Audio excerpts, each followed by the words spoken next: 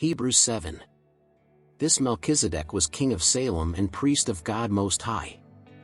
He met Abraham returning from the defeat of the kings and blessed him, and Abraham gave him a tenth of everything.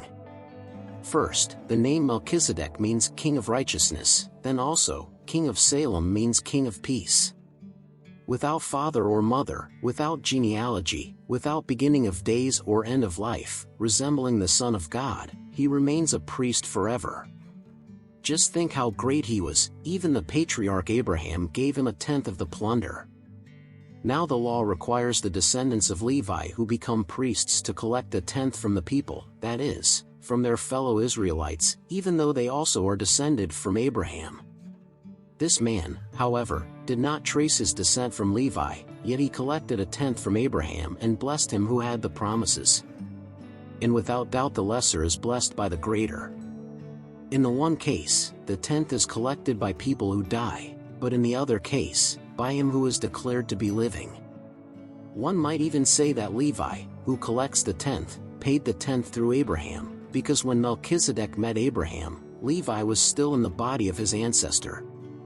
If perfection could have been attained through the Levitical priesthood, and indeed the law given to the people established that priesthood, why was there still need for another priest to come, one in the order of Melchizedek, not in the order of Aaron?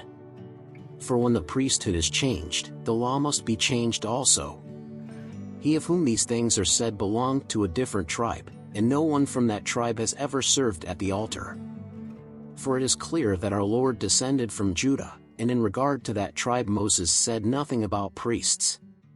And what we have said is even more clear if another priest like Melchizedek appears, one who has become a priest not on the basis of a regulation as to his ancestry but on the basis of the power of an indestructible life.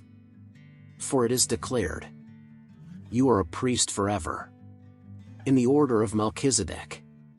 The former regulation is set aside because it was weak and useless, for the law made nothing perfect, and a better hope is introduced, by which we draw near to God. And it was not without an oath.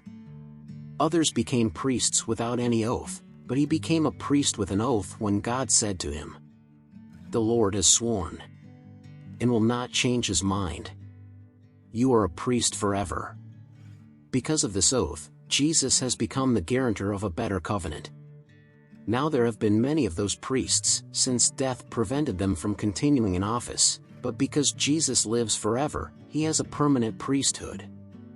Therefore he is able to save completely those who come to God through him, because he always lives to intercede for them.